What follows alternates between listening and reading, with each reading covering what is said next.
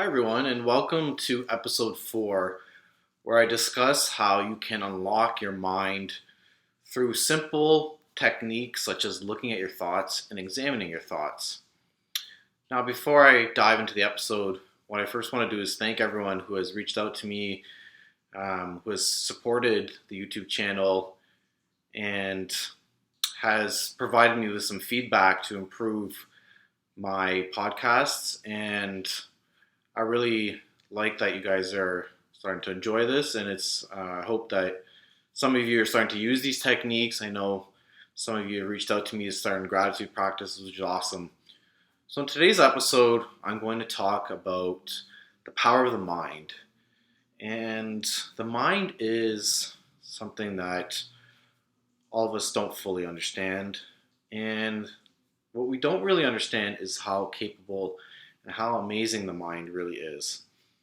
Now, what I'm going to describe to you all revolves around this therapy that was developed, and it's called Cognitive Behavioural Therapy, or CBT.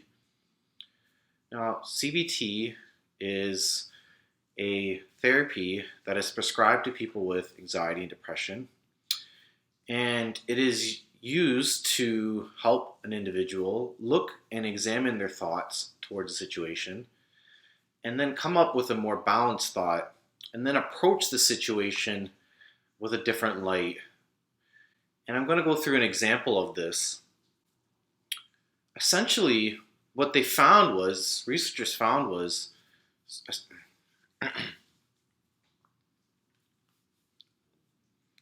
what's super fascinating about this is that the individuals who started CBT, they underwent and they pursued CBT.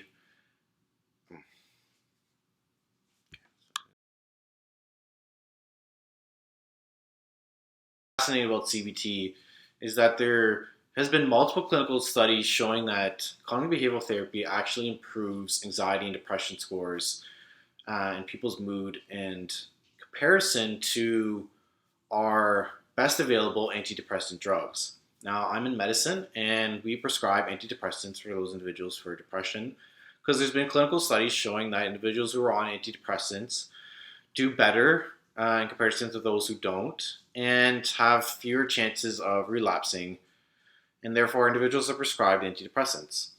Now, this individual and multiple individuals who are interested in cognitive behavioral therapy thought, okay, how powerful is this tool? Is this tool very useful? So what they did was they actually developed clinical studies, and they recruited participants who scored in severe to mild range of depression, and they split these patients into two groups.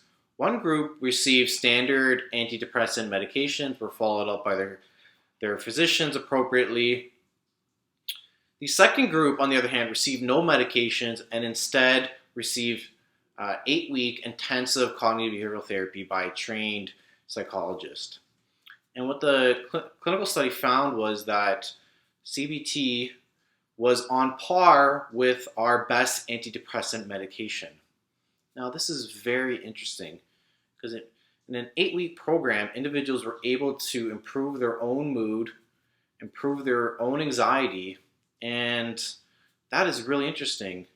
Subsequently, what they did was, which is also really fascinating, is they did brain scans on individuals who participated in cognitive behavioral therapy.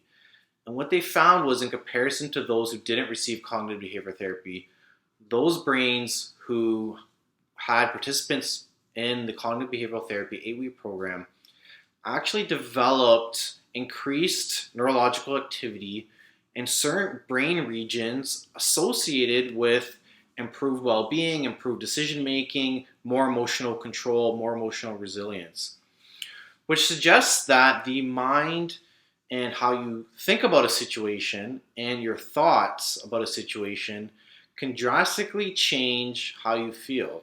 Now, how is this possible? Well, stay tuned. Let's look at an example.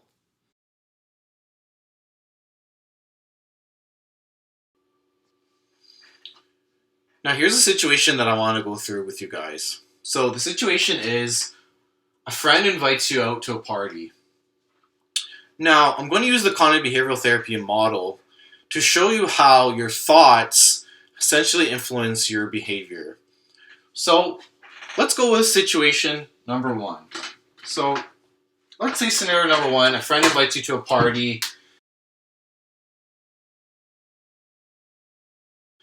So a friend asks you to a party and your initial thoughts are, oh God, I really don't like parties. I'm such a bore. No one will talk to me at the party. I'm just going to be sitting alone. I'm uncomfortable and don't feel like going.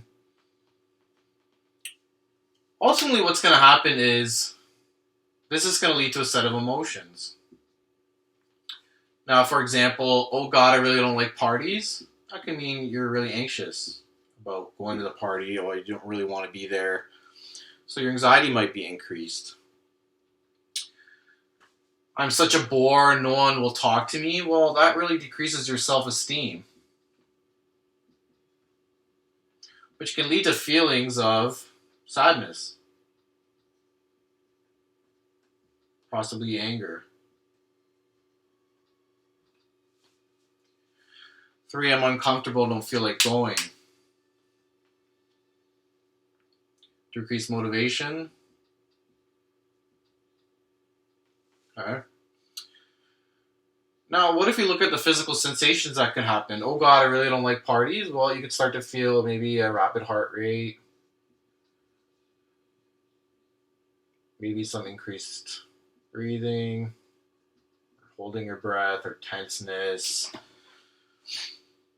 Maybe you're starting to feel anger, so you're starting to feel emotions really build up. Ultimately, let's say you decide not to go to the party. So you decide, tell a friend that I'm busy.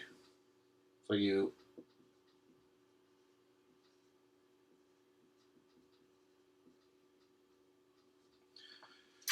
put it off. So we had one situation where you're invited to a party, you had these initial thoughts, which were anxiety provoking, decreased your self-esteem, ultimately led to decreasing your motivation, your willingness to want to participate in this event. This could lead to some feelings of physical sensations, rapid heart rate, or increased breathing, or tightness due to anxiety or feeling sad, and then telling your friend that you're too busy, and deciding not to go. Again, if you decide not to go, well, that's also going to feed back into your emotions and likely decrease your emotions, feel like you're missing out. 2, again, the CBT model, thoughts into emotions and physical sensations would ultimately lead to behavior. So same situation as a friend invites you to a party, and instead your initial thoughts are,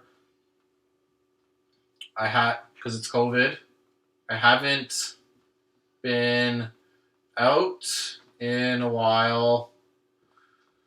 I'm not sure I'm up for it.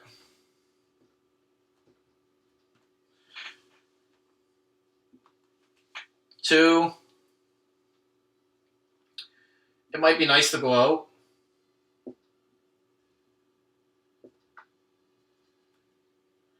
3, I haven't seen my friends in a while. So we have a totally different set of thoughts to the same situation, which now you can imagine is going to lead to a different set of emotions. So instead of the anxiety, there's an openness to the experience. Might be nice to go out. Might be nice to see some friends. Might be nice to catch up. So there's some positivity in these thoughts, which ultimately is going to lead to some emotions. Maybe some neutral emotions initially. Maybe a sense of excitement. Maybe some happiness. Physical sensations. Well, maybe you're going to start to feel like a warmth, or again, it could be neutral. And then, let's say that happens, those thoughts occur, and you decide, okay, we're going to go to a party. Yay. We're all vaccinated, COVID's gone, woohoo! Now, same situation, but a totally different thought pattern, which led to a totally different set of emotions and physical sensations, ultimately leading to a different behavior. And what researchers said was, and what clinicians said is, what if we can get and train people to look at their thoughts and change their thoughts to situations? Or what if we get them to change their behaviors? If we do one or we do two, can we ultimately improve how people feel? Well, let's find out.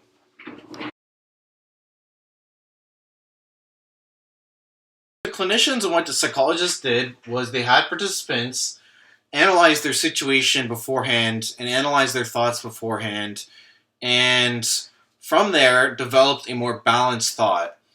And by practicing over and over, participants developed a increased resilience to be able to challenge these thoughts, these automatic thoughts that come up in our heads, and be able to come up with more balanced thoughts by being the lawyer and looking at the evidence and identifying what cognitive traps or errors that we're doing. And by doing so, we can then come up with a more balanced thought that actually reflects what's actually occurring in the current situation. So let's go back to that situation. So a friend invites you to a party, and if we talk about that anxious person, her thoughts were, oh God, not a party. I hate social outings, and I'm usually not the life of the party. You know, if I go there, I'm just going to be sitting in the corner. No one's really interested in me. And then those are your thoughts beforehand. So you write them down, and then you look at the evidence. And the key here is that you separate thoughts from facts. So not all thoughts are facts. So let's talk about the first thought. Oh God, not a party. I hate social outings. You may, in fact, not like being out in public. Some people are more introverted than others. It may not like social outings. So that might be a true part of the evidence. So you would write that down. Don't dismiss that. But the other part is, I hate social outings. Well, what do I hate about social outings? And, maybe it's because, I don't like approaching and talking to people. I always feel like I don't know what to say. It's hard for me to make small talk. And so is that really a fact that you always hate social outings? Well, and all the times you've gone out to social outings, have you always hated it? And you probably say, well, no, actually, when I go out sometimes, I do enjoy myself at times. So it's not really a fact. So that doesn't go down into your evidence column. But one will put the evidence for, yeah, maybe I just don't like social outings.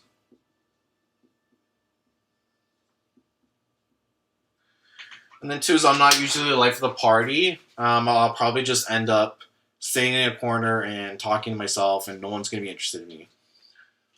Well, again, is that really a fact? Have people come up to you and said to you that you're not the life of the party, or that people don't enjoy talking to you? How do you know this? Are you reading people's minds? Are you trying to judge people based on things that aren't actually there? How do you know that people don't like your presence?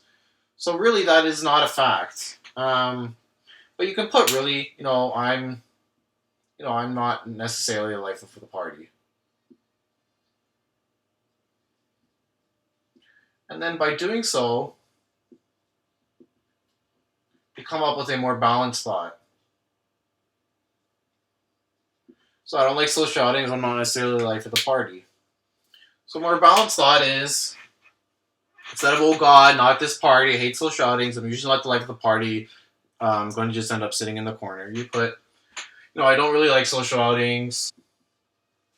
I have enjoyed it in the past. So it might increase some of my enjoying right now. I haven't been out in a while. Two, I'm not necessarily the life of the party, but just because I'm not the life of the party doesn't mean I can't go enjoy myself, and doesn't mean anything about me. And it's perfectly fine to go there and enjoy what I enjoy. You can see how, by examining your thoughts and coming up with this balanced thought, you now will approach the situation differently. So before, when you're really anxious and afraid, now you might be less anxious and less afraid, and might be more willing to approach the situation had you not looked at your thoughts and had not looked at the evidence.